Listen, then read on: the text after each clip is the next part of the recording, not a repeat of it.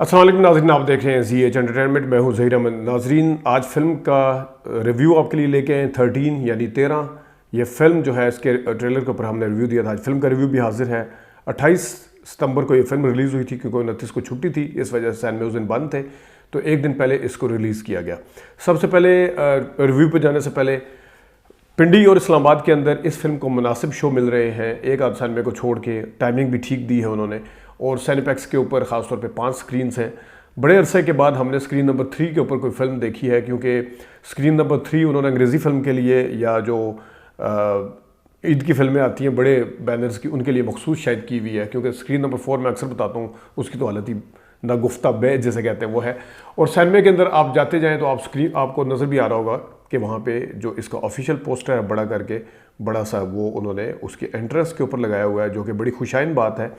क्योंकि मैं अक्सर कहता था कि अंग्रेज़ी फ़िल्मों को, या जिस वक्त अंग्रेज़ी इंडियन लगती है, आजकल कैनेडियन पंजाबी फिल्म लगती हैं, उनको बड़ी अच्छी जगह दी जाती है इसके लिहाज से। या बड़े बैनर्स की जो फिल्में जैसे जियो हम या एयरवे की आती हैं, उनको अच्छी जगह दी जाती है।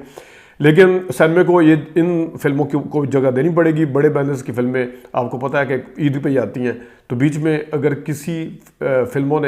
किसी ने अगर आपके सिनेमा को चलाना है, तो वो यही फिल्में हैं 13 जैसी, जो कि बन रही हैं। लो बजट फिल्में बनती हैं, या कंपैरेटिवली जो नए लोग हैं वो फिल्में बना रहे हैं, तो उनको मेरे ख्याल में इतनी हौसला अफजाई ज़रूर करनी चाहिए, जो कि अच्छी चीज़ थी देख के।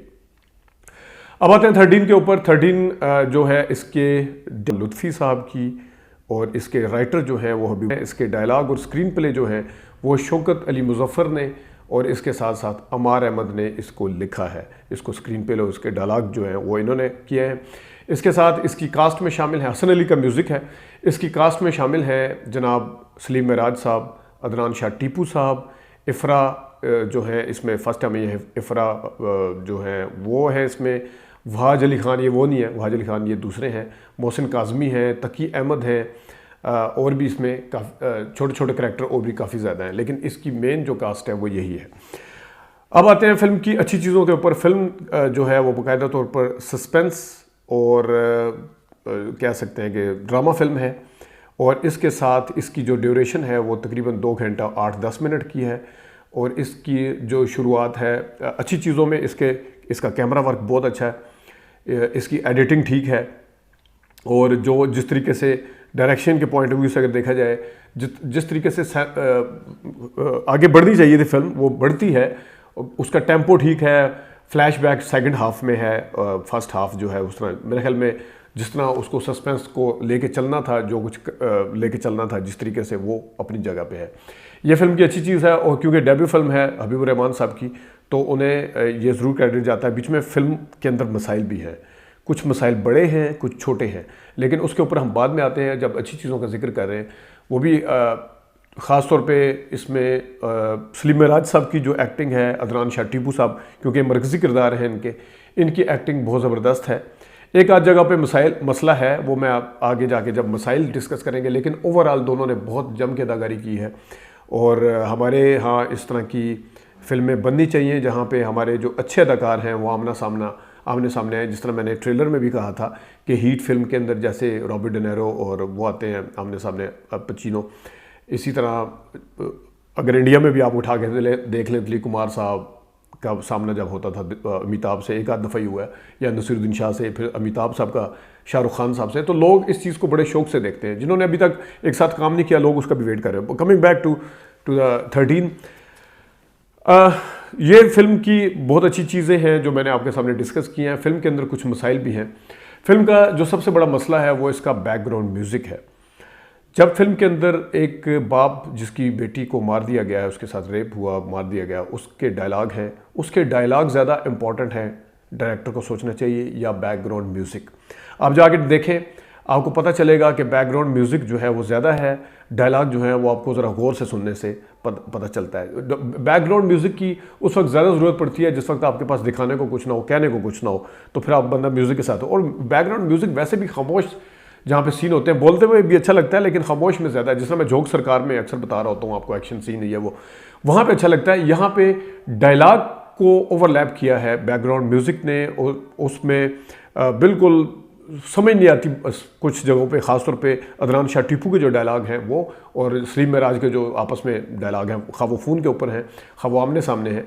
तो दो जगह पे, एक मैं रेफरेंस के तौर पे आपको बता देता हूँ कि डायलॉग कहाँ पे ज़्यादा बोला, बैकग्राउंड म्यूज़िक कहाँ पे ज़्यादा है, ये ज़रा चेक करिएगा, मैं फिर आगे बात करता हूँ।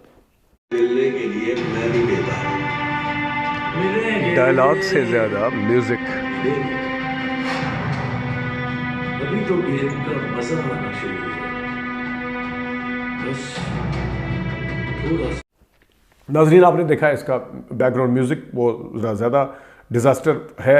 इसके साथ फिल्म के अंदर कुछ चीज़ें ऐसी हैं स्टोरी में जिसको वाज़ह होना चाहिए था, जिसको आगे जाके बताया जाना चाहिए था कि इसके अंदर ये चीज़ चल रही है या ये है।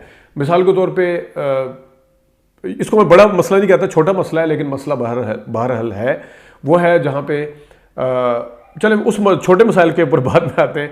बड़े मसले में जिस तरह मैंने पहले भी आपको बताया कि जब बड़े अदाकार आपस में काम कर रहे होते हैं तो उन्हें उस कैरेक्टर के अंदर रहना बहुत ज़रूरी है। इस कैरेक्टर में अदनान शाह टीपू ने शानदार अदाकारी की, ज़बरदस्त अदाकारी की है, लेकिन क्योंकि वो अच्छे अदाकार हैं, शायद उनके डायरेक्टर ने भी कहा होगा, तो उन बीच में अपनी जो लुच तलने वाला काम है ना वो बहुत ज़्यादा होता है। जैसे आप टेकन उठा के देखें, 6 बुलेट उठा के देखें, आप जागो देखें इंडिया की, आप और फिल्में देखें जहाँ पे बच्ची अगवा हो जाती है, बच्ची को मार दिया जाता है, तो वहाँ पे आपको समझ आती है कि किस तरीके से जो आगे से बदला ले रहा है वो सीरियस रहता है, वो अपने करैक्टर के अंदर रहता है। अब इसमें एक पुलिस वाला कांस्टेबल था या जो भी था, या सिकंदर जो अदनान शाह टीपू ने किरदार अदा किया है, उसकी बेटी के साथ सारा कुछ हुआ।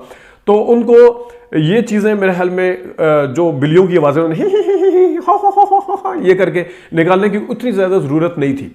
एक तो यह है कि ठीक है जी, वो उसको समझ नहीं आ रही कि वो इस तरफ आया, कभी वो साइकोपाथ लगते हैं, हालांकि वो साइकोपाथ नहीं थे। जिस टाइम उनकी बेटी का फ्लैशबैक में आता है कि बाबा आप इतने बुज़दिल हैं, आप बदला ही ले सकते हो, इनको अपने किरदार की जो शान शौकत थी वो बिल्कुल बरकरार रखनी चाहिए थी। यूं करके देखना है, यूं वो जब ट्रेन के बाद वाला सीन भी है और एक दो जगह यूं करके देखना। ये मुझे परेश रावल जानवर वाले याद आए हैं, जो कभी खुसरा जो होता है ना, खुसरा या शीमेल, वो जब विलन बनता है तो वो इस तरह की हरकतें करता है। तो कांस्टेबल, बेटी का बाप, उसको अपनी शान शौकत बिल्कुल बरकरार रखनी चाहिए थी।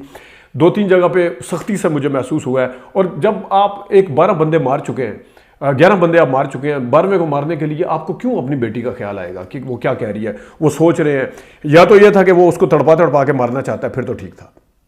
आप आखिरी उसका देखें जहाँ पे मारता है वो, या तो कि वो तड़पा के मारना चाहता है, फिर तो उस समझ आती है वो डिले कर रहा है मारने में। कभी यूं कानों पे हाथ रख रहे हैं, कभी कुछ कर रहे हैं, वो आवाज़ें आ रही हैं, फिर बेटी की आवाज़ कानों पड़ी, बाबा मार दो, बाबा मेरा बदला ले लो। यार 11 बंदे आप मार चुके हैं, अब आपने आखिरी मारना है। आपको तो इस तरह की चीज़ें क्या सोचनी है, आपने क्या करना है। ये चीज़ें थी, इसको संभाला जा सकता था। इसके एक आध जगह सलीम महराज साहब ने शानदार अदाकारी की है। उनकी मैं तो कहता हूँ कि सांस के अंदर भी अदाकारी है, वो किस तरह पॉज लेते हैं, सारा कुछ शानदार है।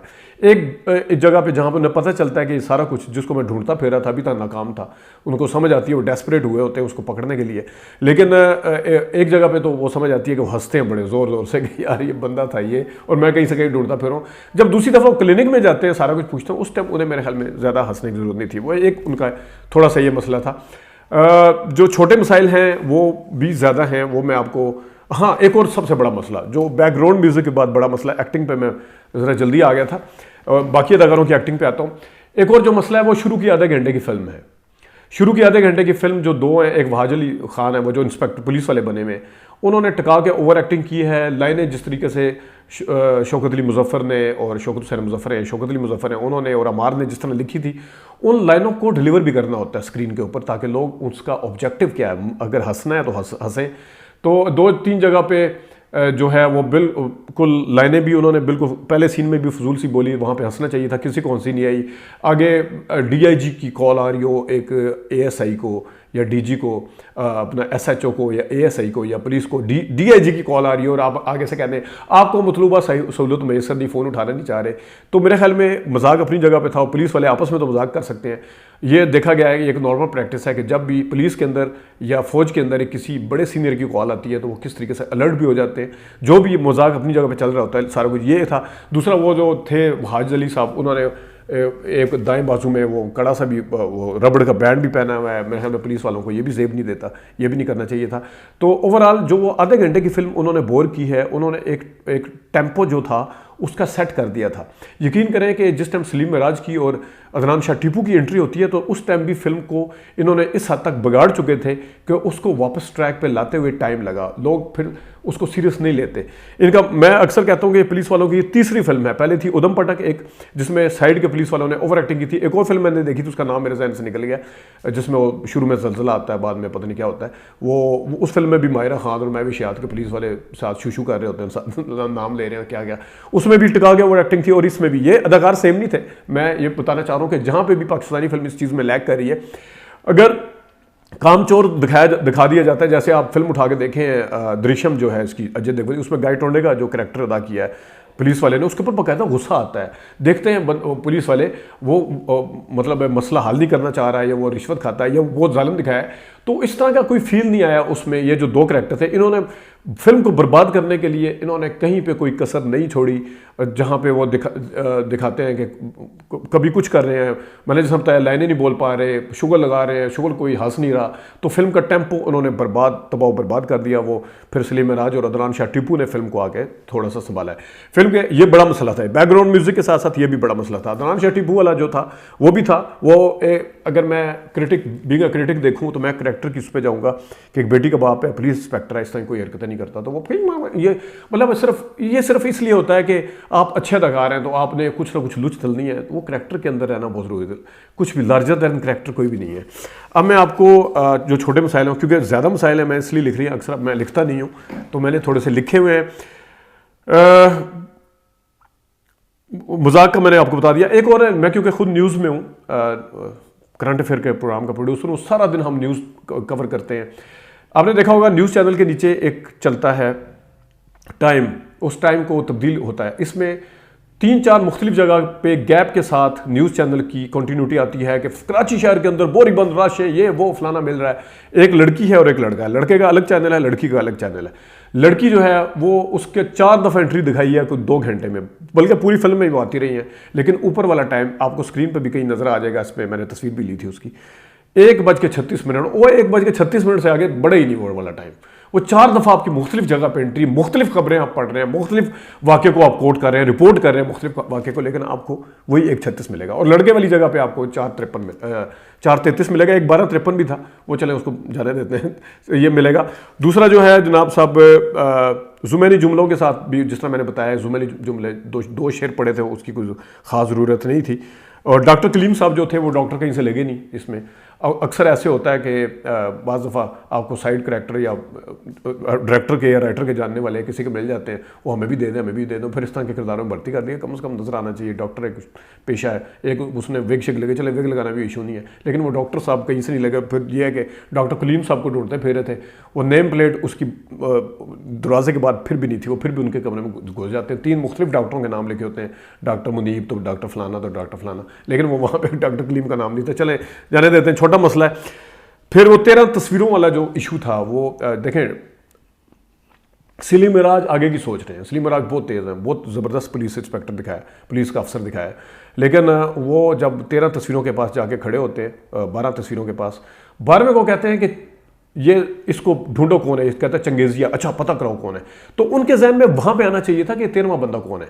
वो अदनान शाह टीपू से ही पूछते, जब वो फ़ोन पे बात करते हैं अदनान शाह टीपू साहब, तो उस टाइम भी पूछ रहे थे कि अच्छा 13वां कौन है, वो ना बताता चले। लेकिन लॉजिक तो होती ना, एक इंस्पेक्टर इस चीज़ को कैसे निगलेक्ट कर सकता है कि एक बंदे ने थ्रेट किया हो कि मैं 13 बंदे मारूंगा, 13वां वो खुद तक चले, लेकिन उसको तो नहीं पता ना पुलिस वाले को, तो वो वहां पर पूछता। ये लॉजिक, ये सलीम मिराज साहब का कसूर नहीं है, लॉजिक दिखाना या राइटर का काम है, या स्क्रीन के ऊपर डायरेक्टर का काम है लॉजिक दिखाना। दूसरा सलीम मिराज साहब का ये था, 2 जगह पे चले वो बेनिफिट ऑफ डाउट देते हैं, कहते हैं एहतराम के साथ रखना है। 2 जगह पे, एक जगह वो इन्हीं की गाड़ी लेके भाग जाते हैं अदनान शाह टीपू, वहाँ पे वो उसके गाड़ी के टायर को मार सकते थे लेकिन जाने दिया इन्होंने। और एक जगह जब पीछे कर रहे होते हैं, ट्रेन से पहले वाला जो सीन है, बिल्कुल उन्होंने शोल्डर पे हाथ रख लिया, साफ पता चल रहा था सलीम मिराज साहब या किरदार जो है उसको पकड़े नहीं जा रहा है। इसमें बेनिफिट ऑफ डाउट देता हूँ, अगरचे उसको उन्होंने वाजे नहीं किया, लेकिन चले दे देते हैं कि वो उनको पकड़ना नहीं शायद चाह रहे थे, यही मैं कह सकता हूँ, इससे ज़्यादा तो मैं कुछ नहीं कह सकता। हालांकि वो नज़र आता है कि पकड़ा जा सकता था उनको। नंबर यू हैव डायल, ये मैंने पहले बताया कि एक DIG की कॉल आई तो बंदा कैसे कह सकता है कि नंबर यू, और परेश रावल वाला भी बता दिया। तो ओवरऑल इस फिल्म को इसकी जो अच्छी चीज़ है उसकी वजह से 5 नंबर दिए जाते हैं 10 में से, और जो बुरी चीज़ें हैं 5 नंबर काट दिए जाते हैं जनाब। क्योंकि अच्छी चीज़ है इनकरेज के लिए, इनके इनकरेजमेंट के लिए मैंने बताया कि जिस तरह नए लोग हैं नई फिल्में बना रहे हैं, अच्छी चीज़ है। और काफ़ी चीज़ें, क्योंकि ज़ाहिर है आपका मुकाबला जो है वो या तो पाकिस्तानी ड्रामा के साथ है जहाँ पे लॉजिक होती है, या अपने आप को हॉलीवुड के साथ कंपेयर करें। अगर आपने पाकिस्तान की पुरानी वो वाली फिल्में, जो पुरानी फिल्में का मतलब 70-80 की फिल्में नहीं, ये जो 90 की दहाई में या कुछ बेतुकी सी फिल्में में, अगर उसके साथ करना है तो ठीक है, फिर करते नहीं। लेकिन अगर आपने इंडिया के साथ मुकाबला करना है, अपना स्टैंडर्ड अगर ऊपर रखना है, तो फिर आपको इस चीज़ का सामना करना पड़ेगा, फिर आपको मुआवजा करना पड़ेगा। क्योंकि हम लोग जब उनकी बाज़ जगह पे वो भी हमारी कॉपी करते हैं, हम भी उनकी कॉपी करते हैं, हम उनसे मुतासर हैं, तो हमें उस चीज़ के अंदर लॉजिक भी ढूंढनी पड़ेगी जहाँ पे लॉजिक जो है वो नज़र नहीं आती। नाज़रीन, अपना ख्याल रखिएगा। अभी तक के लिए इतनी इजाज़त दीजिए। अल्लाह हाफ़िज़।